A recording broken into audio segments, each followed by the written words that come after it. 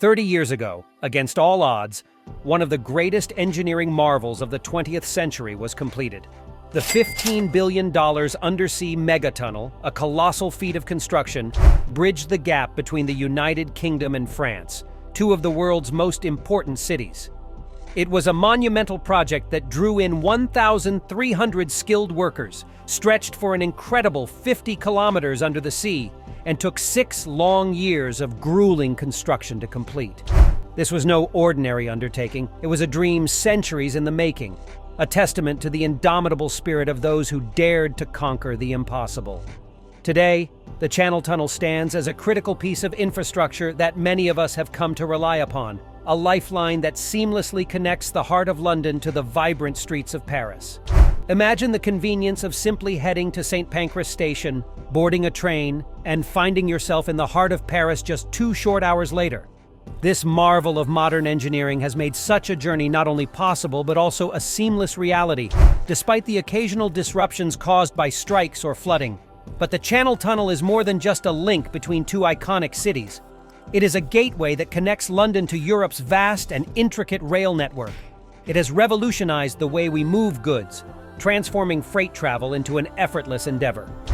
Gone are the days when crossing from the UK to Europe meant navigating the treacherous and unpredictable waters of the English Channel. Before the tunnel's inception, the journey from London to Paris took a grueling 6 or 7 hours by rail and ferry, a journey that now takes merely a third of the time. Today, over 20 million people, more than London and Paris combined, rely on this infrastructure yearly. It's not just an engineering marvel. It's lucrative for operator Getlink, recently hitting all-time highs of 1.4 billion euros in 9 months of 2023 alone.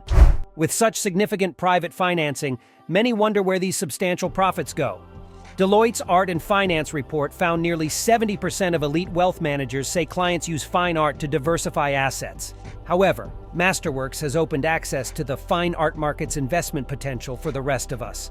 Masterworks sold over $49M worth of art, returning net proceeds to investors. They've democratized the art world for those once excluded, allowing them to participate and profit. Those investors weren't corporate elite with art connections. With Masterworks, they didn't need them.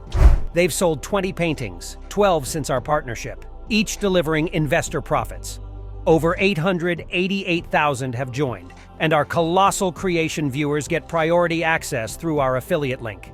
Now, let's delve deeper into the fascinating story of how this historic piece of infrastructure was built. The Channel Tunnel, affectionately referred to as the Chunnel, first opened its doors in 1994 after 6 long years of arduous construction. At the time, it was the longest undersea tunnel in the world, and to this day, it remains the only physical link between London and Europe.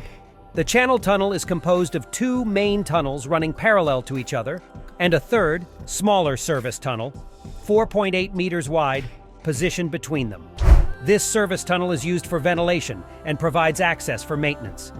The 2 main tunnels, each an impressive 7.6 meters in diameter and spaced 30 meters apart, are high enough to comfortably accommodate a double-decker bus. Every 250 meters, small ducts connect the main tunnels, helping to dissipate the air pressure in front of the train, reducing aerodynamic drag and enabling the trains to travel at higher speeds. The tunnels are not perfectly straight lines. Instead, they curve up and down, left and right, to stay within the layer of chalk at the bottom of the channel. At its deepest point, the tunnel plunges an astounding 75 meters below sea level. When it opened in 1994, the American Society of Civil Engineers rightfully named the Channel Tunnel one of the 7 wonders of the modern world. And when you consider the sheer scale of this achievement, it's not hard to see why. No other underwater tunnel had come close to accomplishing what this one had achieved. The desire to connect the British Isles with Europe had been a long-standing aspiration. Regardless of the UK's occasional political stance, Great Britain has always been intrinsically linked to the continent, both economically and socially, through trade and the movement of people. As early as 1802, plans for a tunnel were proposed, although back then, the vision was for a tunnel large enough to accommodate horse-drawn carriages. Some Britons, however, saw this as a potential French ploy for invasion, and the idea wasn't well received. In the late 1950s and early 60s, a series of bridge and tunnel proposals were put forth, and in 1974, British construction workers actually began digging their way towards France. But just a year later, the UK government called off the project. This marked the grave of what was once the biggest engineering project ever attempted in Europe. It wasn't until the 1980s that French President François Mitterrand and British Prime Minister Margaret Thatcher began laying the groundwork for what we now know as the Channel Tunnel. With record unemployment, key industries collapsing, and massive civil unrest, the early 80s were a turbulent time in the UK, and neither the British nor the French governments had the funds to undertake this daunting mega-project. Thus, it would have to be privately funded. Instead of suspension bridges or causeways, the governments chose Balfour Beatty's plan, later taken on by the Trans-Manche Link Consortium, to build 2 tunnels at a $3.5 billion USD cost. It ultimately ballooned over $15 billion, some reports suggesting up to $21 billion. Construction began in 1988. First, teams determined the exact dig locations, carefully examining the seabed's geology. Under the English Channel's thick chalk layer was an easier-to-bore chalk marl layer. The service tunnel was excavated first to assess ground conditions before the main tunnels. In 1988, the tunnel boring machines began. 5 TBMs dug from France, 6 from the UK. Cast iron segments and precast concrete rings lined the tunnels after boring. Immense amounts of excavated chalk were transported out via conveyor belts. On the UK side, Chalk built a platform at Shakespeare Cliffs near Dover. One of the most challenging tasks on the Channel Tunnel project was ensuring that both the British side and the French side met precisely in the middle.